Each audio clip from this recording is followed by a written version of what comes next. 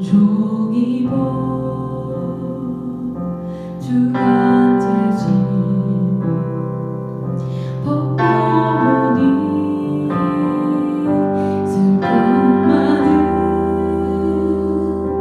이 세상도 천국으로 와도다. 높은 산이 거친 들이 조막이나 궁궐이나 내 주 예수 모신 곳이 그 어디나 하늘나라 할렐루야 찬양하세. 내 모든 죄 사함받고 주 예수와 동행하니 그 어디나 하늘나라 할렐루야 찬양하세. 내 모든 죄 사함받고 주 예수와 동행하니 그 어디나 하늘나라 그 어디나 하늘나라 그 어디나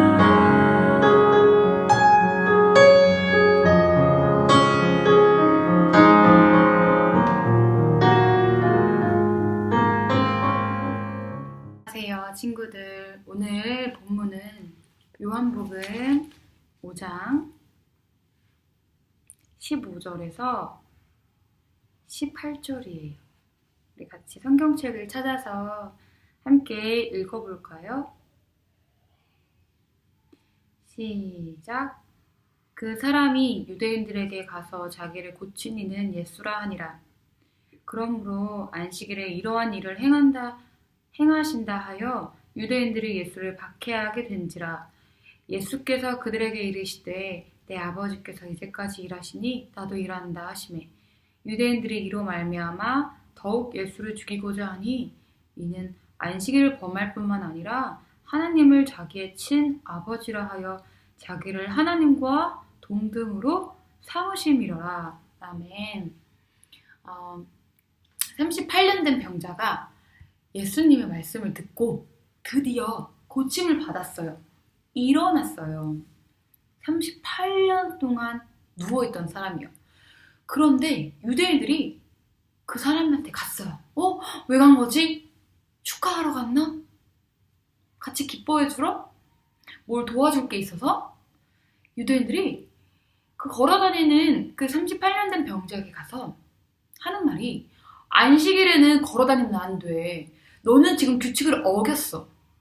규칙을 어겼어. 여러분, 38년 된 병자가 이제 나왔어요. 하루도 아니고 이틀도 아니고 38년을 누워있었단 말이에요. 그 병자 뭘 할 수 있었겠어요? 누워있는 거 말고 기어다니는 거 말고 먹는 거, 자는 거 말고는 할 수 있는 게 없었어요. 전도사님도 걷지 못해서 누워있었던 시절이 있었어요.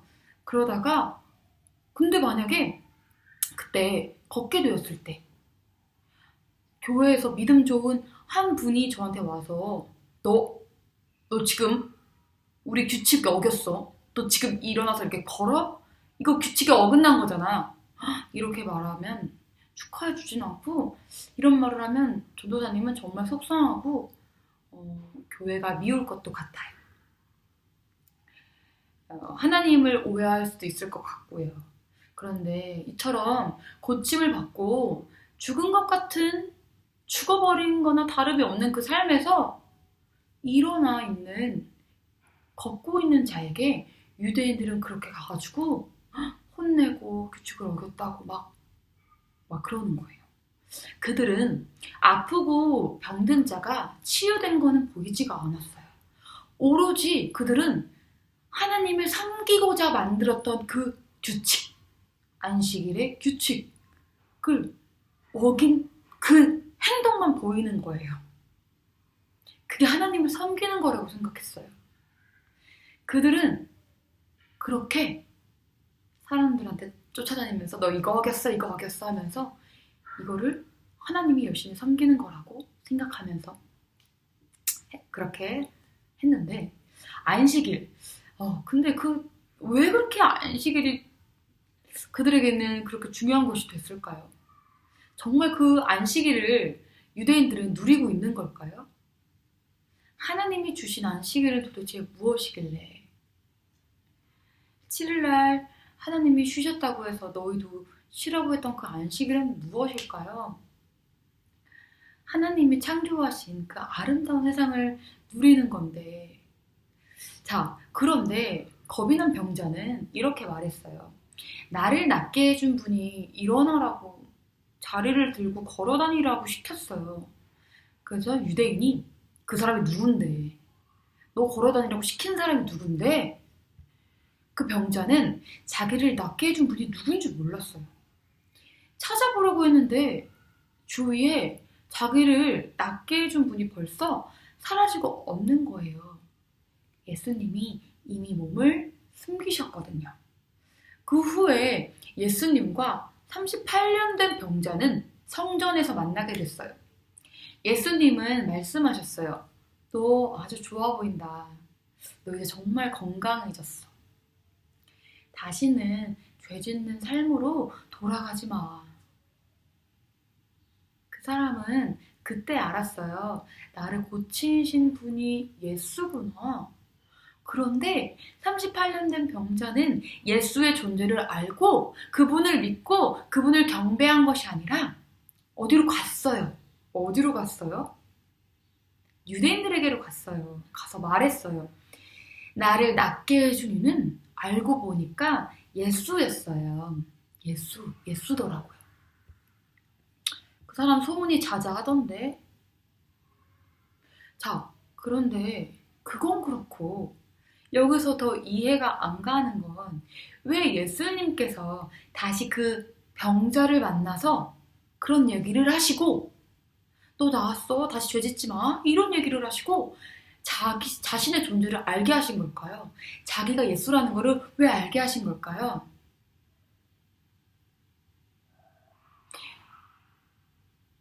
유대인들에게 가서 예수라고 말하자 유대인들이 그때부터 예수님을 박해하기 시작했거든요. 괴롭히기 시작했거든요. 치유하지 못하게 하려고, 아무 활동도 못하게 하려고 막 쫓아다니면서 괴롭혔단 말이에요.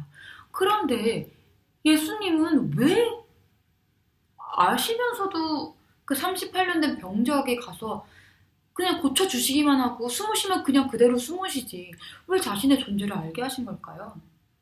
예수님은 참 이상해요. 아픈 자들을 찾아가시고 부정한 여인을 찾아가시고 귀신 들린 자를 찾아가시고 나라를 팔아먹고 돈을 벌어 사는 그런 얍삽한 죄인을 찾아가세요. 그것까지 좀 이해가 돼요. 우리도 그런 사람을 도와야 된다고 생각하니까요. 그런데 자기 자신을 고발할 죽음의 위기에 넘길 자에게도 찾아가세요. 왜 그러셨을까요?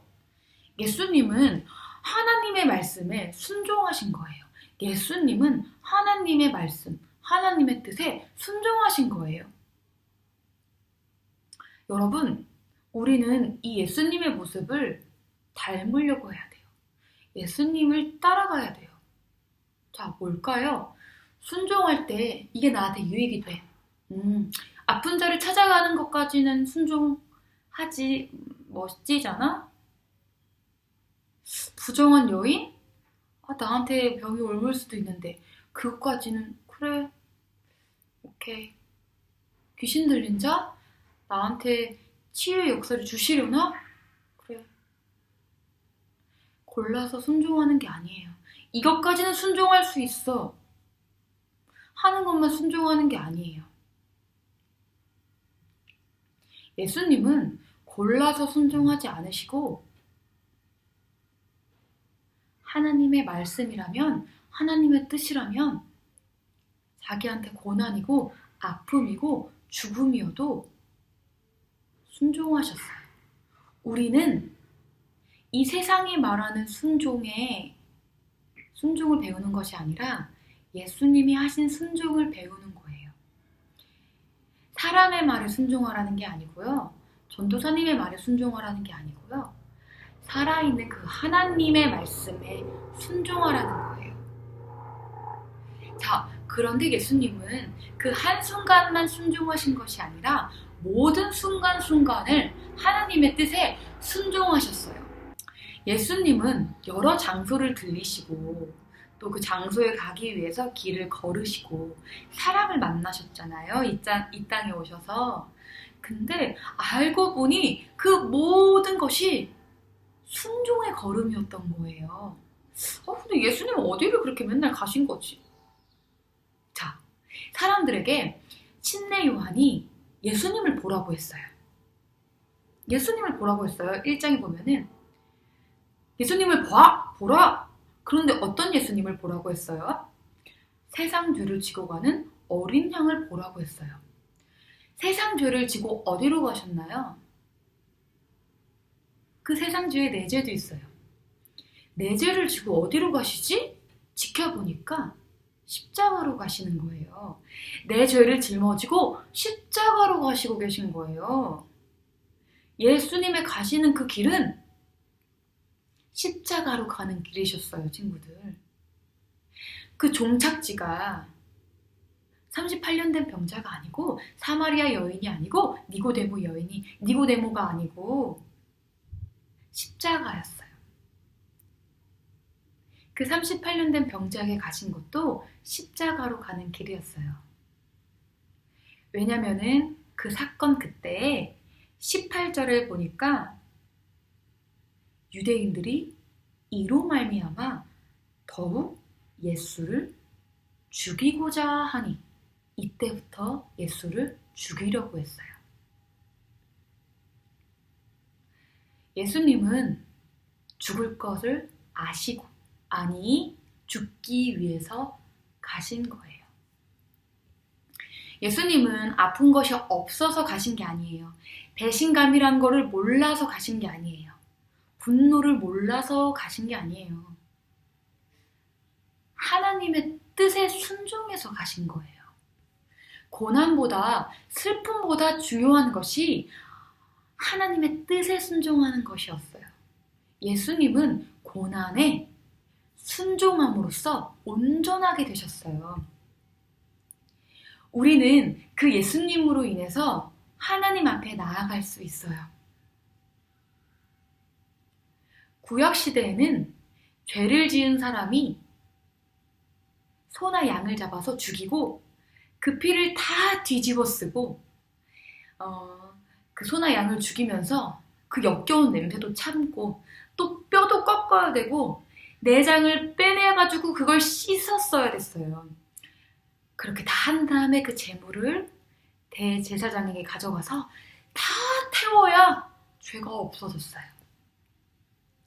그런데 우리는 그 고난에 순종해서 온전하게 되신 예수님 때문에 그 은혜롭고 자비로운 하나님께 나아갈 수 있게 됐어요. 아주 자유롭게요.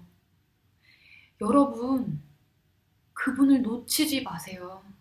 그분 앞에 정말 나아가세요. 여러분이 나아가는 그 예수님은 우리의 연약함을 겪으셨어요. 그래서 아세요. 우리가 지금 사는 이 인생, 어려운 인생, 아픈 인생, 해답이 없는 인생, 그분도 우리 인생 속에 들어오셔서 겪으셔서 아세요. 그래서 우리를 동정해 주신대요. 여러분, 베데스다 연못에 자비가 있는 게 아니고 핸드폰에 자비가 있는 게 아니고 사람에게 자비가 있는 게 아니고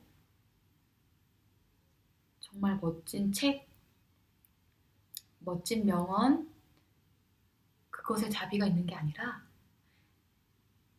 예수에게 자비가 있어요. 예수로 인해 하나님께 나아가서 그 한없는 자비를 입고 또 전진하는 우리 존귀한 비엔나 중고등부 친구들, 성도님들 되시기를 간절히 소망합니다. 우리 함께 기도하시겠습니다.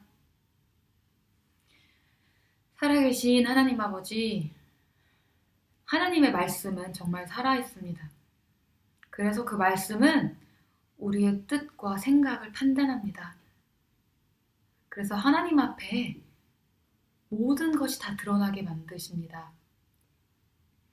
하나님 앞에 숨기려고 하는 자가 아니라 하나님 앞에 눈물로 잘못했다고 회개하는 자들이 되게 하시고 집에서 예배해도 교회에 와서 예배해도 우리의 목적은 하나님을 기쁘게 하는 예배가 되게 하시고 또 두 번째로 불쌍한 우리를 하나님 앞에 나아가게 하시고 예수를 힘입어서 나아가게 하여 주시옵소서. 그렇게 해주실 것을 믿으며 예수님의 이름으로 기도드립니다. 아멘. 친구들, 일주일도 예수님의 이름에 힘입어서 내가 예수님 때문에 하나님 앞에 나아갈 수 있구나. 예수님이 죄라는 벽을 허무셔서 내가 하나님께 기도할 수 있구나. 말씀 읽고 내가 감동받고 눈물 흘리고 하나님과 뜨거운 만남이 있을 수 있구나.